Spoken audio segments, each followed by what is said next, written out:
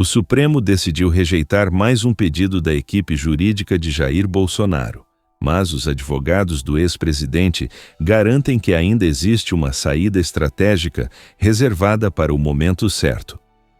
O objetivo é simples: impedir que ele seja encaminhado para o presídio, principalmente após uma visita técnica feita por um auxiliar de Alexandre de Moraes ao local, como quem confere acomodação antes de receber um hóspede, digamos assim. E qual é o próximo movimento desse mapa de conflitos? Segundo os defensores, há uma última alternativa para tentar adiar ou evitar o pior cenário.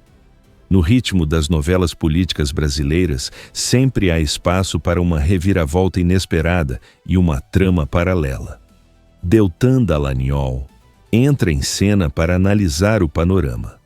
O ex-procurador comenta os debates legais, os votos divergentes e as disputas internas no tribunal, lembrando que as interpretações da lei mudam com frequência, quase como previsões do tempo no verão. Você nunca sabe exatamente o que vem em seguida. Já deixe o like, acompanhe o conteúdo e fique por dentro das próximas atualizações. O STF negou ontem o recurso do Bolsonaro contra a sua condenação. Mas, Deltan, o Bolsonaro ainda tem uma cartada final? Presta muito atenção hoje nesse nosso encontro com justiça, porque o processo contra o Bolsonaro está se aproximando do fim e do momento que Moraes tanto esperava, em que ele finalmente vai decretar a prisão do Bolsonaro. Esse momento está mais perto do que nunca, infelizmente, por isso fica aqui comigo para você entender duas coisas. Primeiro, qual é o cenário que o Bolsonaro enfrenta agora? Segundo, qual é a saída, por mais difícil que seja, que se desenha para ele? Bora então para o primeiro ponto com essa notícia aqui que saiu na Gazeta do Povo, que já era previsível. Sem Fux, primeira turma rejeita recurso de Bolsonaro e mantém a condenação. Gente, isso aqui já era esperado. Os embargos de declaração, que é o recurso que foi julgado agora, é um recurso que não é capaz de reverter a condenação. Mas ele ajuda a deixar a decisão mais clara para um novo recurso que vai ser oferecido depois, sem falar que ele ganha tempo para os réus, para as partes. O julgamento desse recurso aconteceu no plenário virtual do STF e poderia durar até o dia 14 de novembro. Mas, vejam bem, todos os 4 ministros da primeira turma já votaram de uma vez para negar os recursos de todos os réus. Gente, o que acontece é visivelmente que eles estão correndo com tudo para carimbar de vez a condenação e jogar todo mundo na cadeia, especialmente o Bolsonaro. Esse é o cenário, mas a questão é, o que acontece agora, hein? Quais são os próximos passos? E tem alguma saída para o Bolsonaro? Antes de eu ir para esse segundo ponto, eu vou pedir para você sentar o dedo no like, se inscrever no canal, clicar no sininho para não perder nada e para a voz a nossa indignação contra todas as injustiças desse caso chegar ainda mais longe. E agora, bora lá para o segundo ponto. Agora que os embargos foram negados, abre-se o prazo para Bolsonaro recorrer de novo. E desta vez não é mais embargos de declaração, agora são os chamados embargos infringentes, que é um recurso cabível quando existe uma divergência a favor do réu. E a divergência nesse caso existe, e ela está muito bem fundamentada no voto do ministro Fux, pessoal.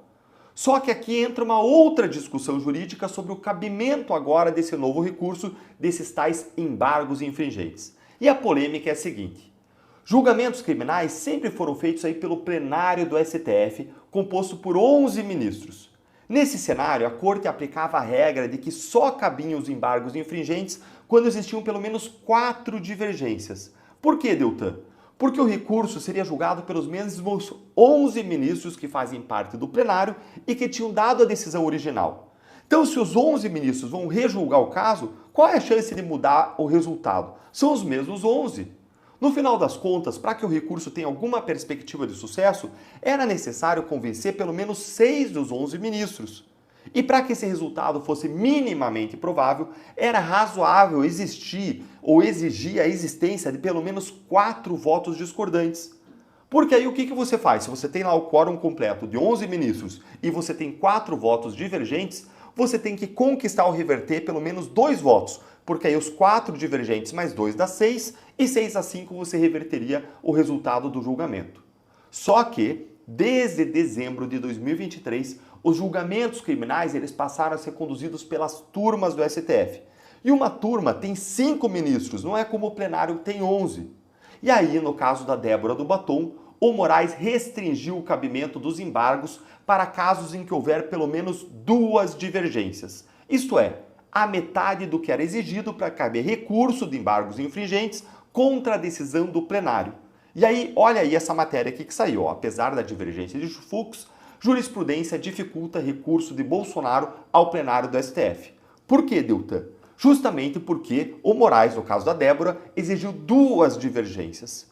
E por que 2 divergências? Porque é metade do requisito de 4 votos divergentes que existia no caso de decisão do plenário. Como o plenário tem 11 ministros e a turma tem 5, o que o Moraes fez foi simplesmente dividir por 2 o número de votos divergentes que seriam necessários para oferecer esse recurso. Mas essa matemática não faz sentido. Por quê, Deltan? Isso porque, mesmo se houver uma única divergência no julgamento da turma, a opinião preponderante dos outros 4 vencedores da turma pode ser facilmente revertida se o caso for para o plenário. Por quê? Porque caso os outros 6 ministros do plenário discordarem dos primeiros 4, num novo julgamento que venha, os 6 vão ganhar dos 4. Além disso, a Constituição e o Pacto de São José das Costa Rica, do qual o Brasil é signatário, faz parte, prevêem um direito fundamental ao duplo grau de jurisdição. O que é isso, Deltan? Todo brasileiro tem direito a um recurso para um novo tribunal ou para uma nova turma de juízes para revisar sua condenação criminal.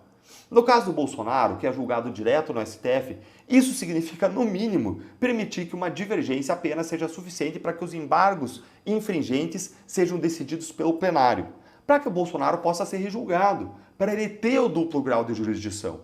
Como teve um voto de divergência, que foi o voto do ministro Fux, Bolsonaro poderia tentar então ingressar com esse recurso e ele deveria ser processado. E agora o que tem que acontecer é uma pressão para que isso aconteça dos advogados, dos juristas e todo mundo que entende que o duplo grau de jurisdição é um direito fundamental no Brasil por conta do Pacto de São José na Costa Rica. Isso não é opinião minha, isso é lei, gente, isso é o básico, é você ler o direito brasileiro. Não tem nem questionamento, não é um assunto que tenha polêmica, que tenha discussão, não.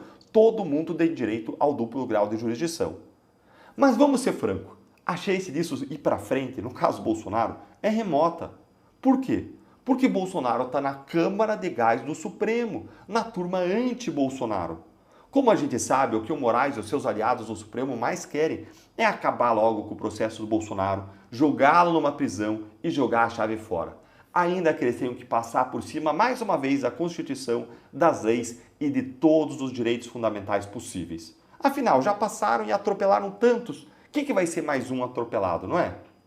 Me diz uma coisa, você gostou dessa análise? Você entendeu melhor? Ela te ajudou a entender o cenário, os próximos passos, as chances e as dificuldades?